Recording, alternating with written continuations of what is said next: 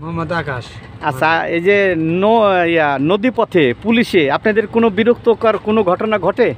বিরক্তকর ঘটনার মধ্যে আইসা ধরে বলে যে খরচের টাকা দাও, তাতে জন্য আমরা আছি এখানে ডিউটিতে, আমাকে খরচের টাকা দাও। ওরা কি নিয়ে ডিউটি করে? এটা হলো স্পিড বোট নিয়ে আসে, আবার ছোট ট্রলার আছে, ট্রলার নিয়েও আসে। হ্যাঁ, কত টাকা আপনি দিতে হয় তাতে?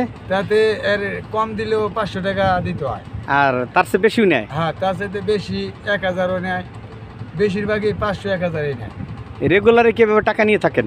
এটা তারা যেদিনকে ডিউটিতে থাকে আমরা পেয়েছে যাই, যাওয়া আসার পথে ওদিনকেই নেয় মানে যাওয়া আসা, মানে আপনি যখন পেয়েছে তখন নেয়, কিন্তু যখন আপনি থাকেন না তখন তো বলতে পারেন না। তখন তারা এই বিষয় নিয়ে আপনি কি এই প্রশাসনের বিরুদ্ধে কোনো আইনগত বিচার চান?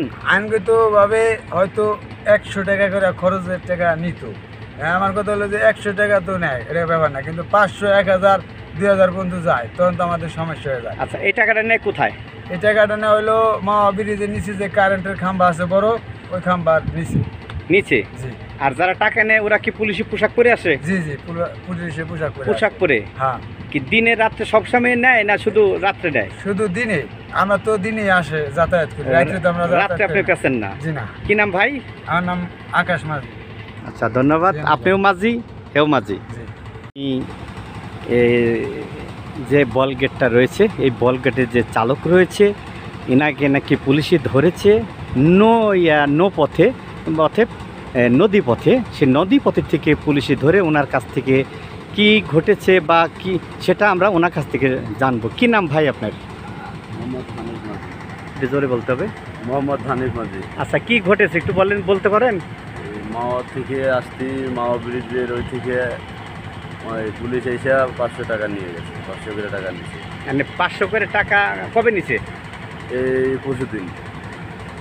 পরশু দিন বলতে মানে আজকে হতেছিল 30 তারিখ, 29, 28 তারিখে।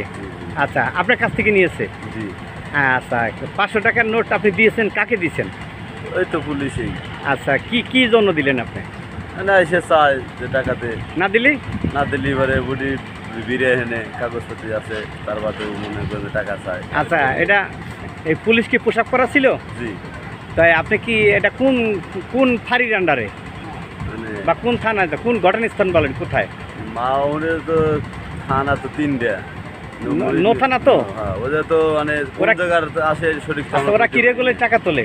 রেগুলার মানে পড়াই লাই ফেরাই টাকা লয়। আচ্ছা, এখন এটা হয় আপনার বড় বড় অফিসার, তাদের নলেজের ডিন্ডিং বা আপনার যে কমিটির লোক তাদের বলেন নাই?